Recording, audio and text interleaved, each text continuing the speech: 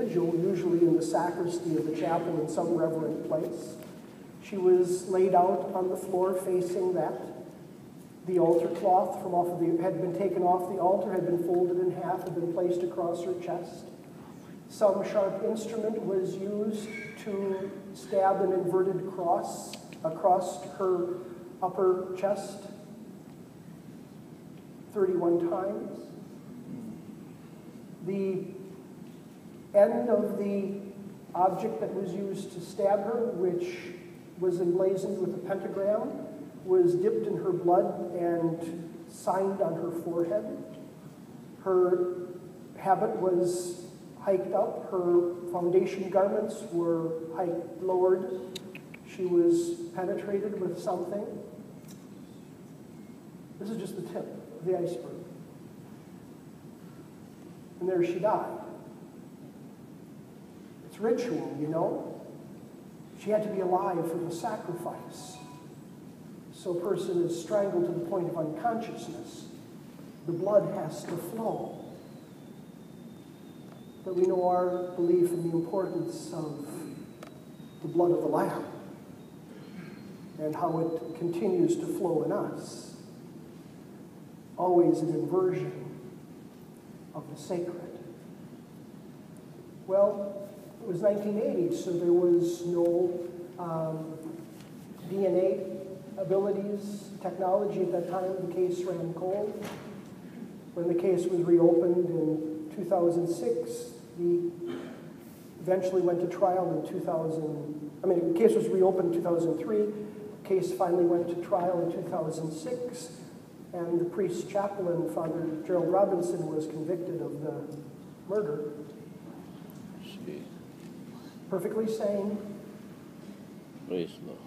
but was part of a satanic cult that was alive and active in Toledo, Ohio in the late 70s and early 80s. And you want to say, okay, tell me, how did that happen? How did that happen? And as if to add insult to injury, he said her funeral mass. Oh.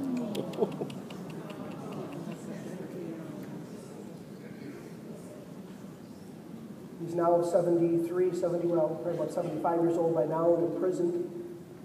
And very good chance that he will die there.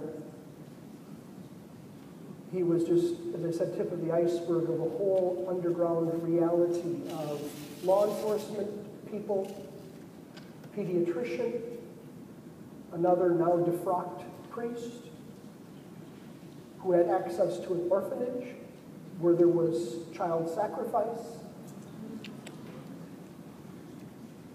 But isn't there a part of this that just says, that's unbelievable? And that's what gives it its cover.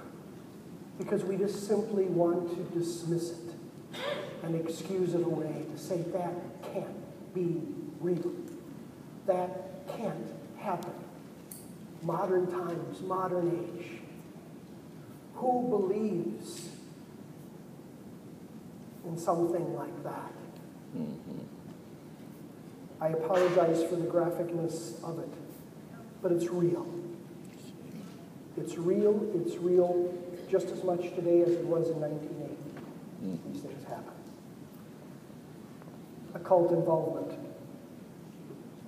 You know, it's fun, comical, if you will, in talking with, do a fair share of it with teens and the like, and kind of public confessions come out in the course of, you know, just talking about these topics and the reality of evil and all of these types of things. And so when they realize that not public confessions come about, you know, and all of a sudden the hand goes up and says, well, Father, you know, what if somebody played with a Ouija board, you know? Would that person become possessed? And I said, well, I don't mean to disappoint you, but probably not. If it's a one-time thing. The majority of these kinds of things go back to what I originally was saying, it's a relationship. Many people in their lives have done one-time kinds of things, to go to a tarot card reader, to go to a psychic or a medium, and all of these kinds of things. Is it advisable ever? No. Do people do it? Yes. What's the simple remedy for it? The sacrament of penance. The problem comes in when that becomes a pattern, when that becomes a regular means in a person's life, rather than placing their trust and their faith in God and Jesus Christ, in God's providence that He has a plan for each of us, seeking special knowledge, seeking hidden knowledge, basically committing idolatry, placing something else in the place where God belongs, establishing a relationship with something other than God, the occult.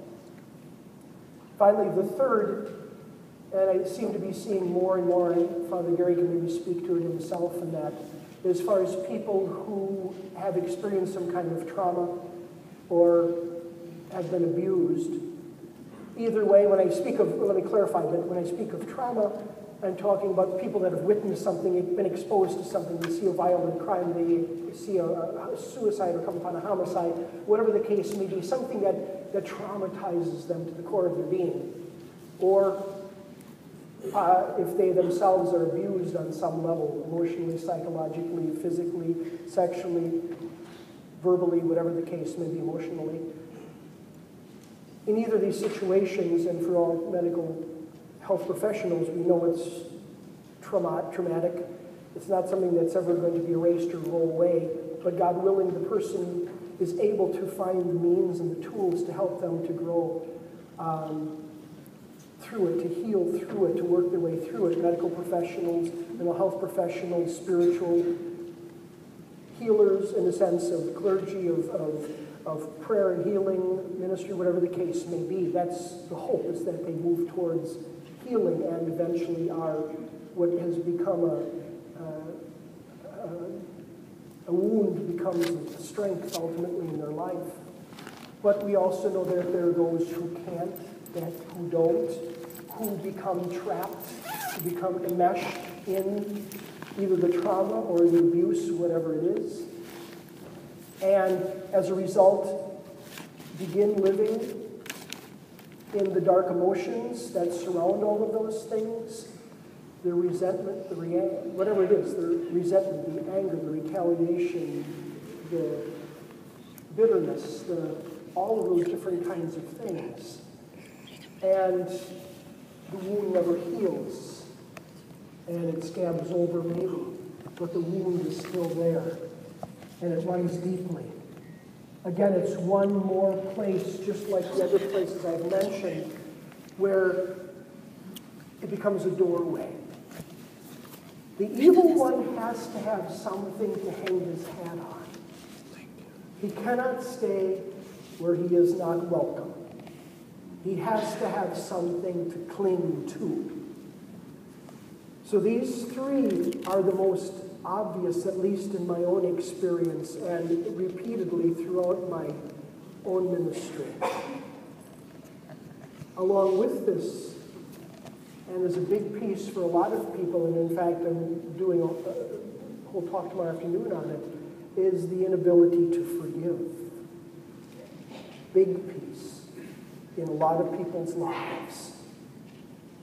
That there too they become trapped.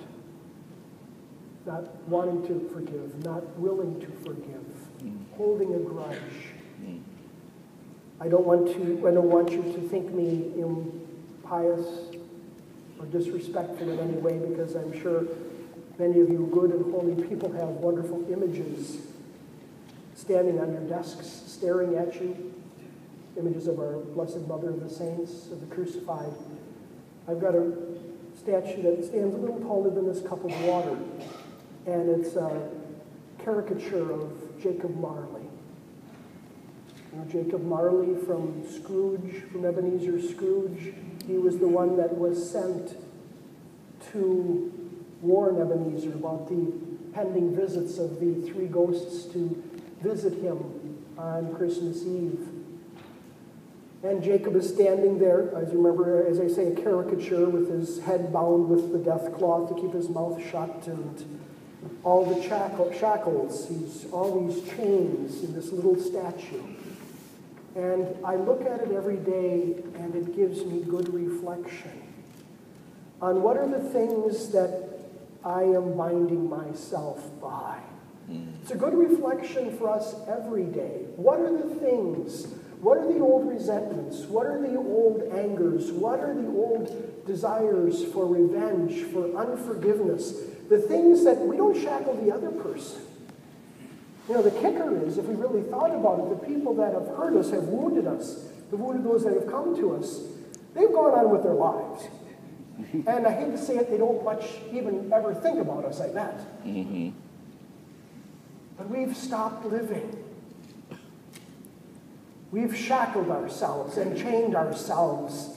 All the chains that we forge in our lives that shut us down, that block God's grace. Does God want to provide us and shower us with His grace? Always. Do we stand and block it and frustrate it and stop it at times? You bet. Each night before you lay your head on the pillow, think about it. Think about a little image of Jacob Marley. Watch the movie. All you need to watch is the first 10 minutes of the movie, and you can turn it off. Jacob makes that first appearance right at the beginning of the show, all shackled and screaming and begging that Ebenezer Scrooge make a change in his life. Don't do it to yourself. I hate to say it, no one is worth ending your spiritual journey for, let alone your physical life, but your spiritual journey. It's a good way to examine yourself at the end of the day. Let me briefly, I got a couple minutes here. So all of these things, the pattern of sin, occult involvement, trauma and abuse, in all of these things, but especially in the area of the occult, but at any point when we have begun a relationship, or somebody who comes to us has begun a relationship with the darkness, with the evil one. Of course, the evil one is going to assure them and demand of them and do his best to continue to reinforce. You can't break that. We've made a deal. It's binding. And along with everything else the evil one says, that's a lie. As long as there is life, as long as there is grace, anyone can break the relationship with the darkness. Unfortunately, what happens with people who have endured things or have not found relief or haven't known where to find relief, they become entrenched. Tunnel vision. And the evil one likes that and keeps them fixated on the darkness. They've lost their orientation to the light. And therein lies the work for all of us, to reorient them to the light, to refocus their gaze. Even it's like the capricious puppy we are, to get them to focus again on the light. And it may take days and weeks and months and even years of prayer, depending upon how deep the relationship is, depending on how deep the evil is rooted. But God's grace is sufficient. Always. The sacraments are sufficient. Prayer.